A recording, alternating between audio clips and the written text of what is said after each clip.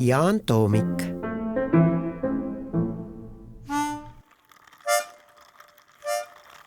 Enne kui Jaan Toomik Vene sõjaväkke läks, oli ta ülitundlik noormees, huvitus vaid filosoofiast ja kaunitest kunstidest. Aga siis ühtäkki laadis ta Volgogradis vagunitesse pomme, mis saadeti Afganistani sõtta. Elu ja mõistuse juurde jäi Toomik tänu sellele, et joonistas kaassõdurite portreesid ja mägilased patsutasid talle õlale. Hudožnik! Liikuma paneks jõuks on eluenergia. See nagu mis kõigel on seksuaalne energia.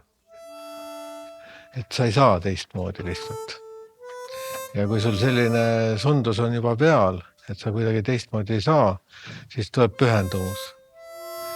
Ja pühendumusega tuleb tähelepanu. Erkis õppis Toomik maali, kuid enne kõike teatakse teda kui performance- ja videokunstniku. Kriitikud ütlevad, et nende videote fenomen seisneb lihtsuse ülimas tunnetuslikus mõjuvuses. Ja nii tõesti on. Ühelt poolt on väga lihtne koorida end paljaks, panna uisud alla ja sõita paar tiiru või siis teha kose ees suu lahti ja panna uuesti kinni. Aga ometi mõjub see nii, et sul endal jääb suu seda vaadates lahti.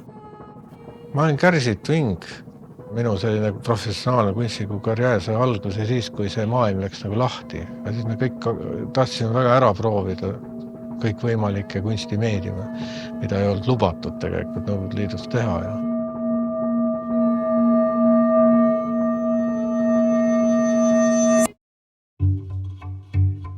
Mis nüüd eristab nagu maalimist teistest meediumitest, et maalimine on hästi selline meditatiivne, iseendaga olemine. Ka tema maalides on midagi videolikku. See on just kui üks mööduv pingestatud kaader ühest suuremast loost. Ja kuigi palju on tema maalidel Toomiku näoga mees, siis see on vaid sellepärast, et tal on lihtne olla iseenda modell. Kui sa nagu võtad seda asja nagu väga süvenenult, keskendud millegile ja oled suuteline ohverdama selle nimel mingeid asju ja pühendud, siis ükskõik, mida sa teed, võib olla kunst.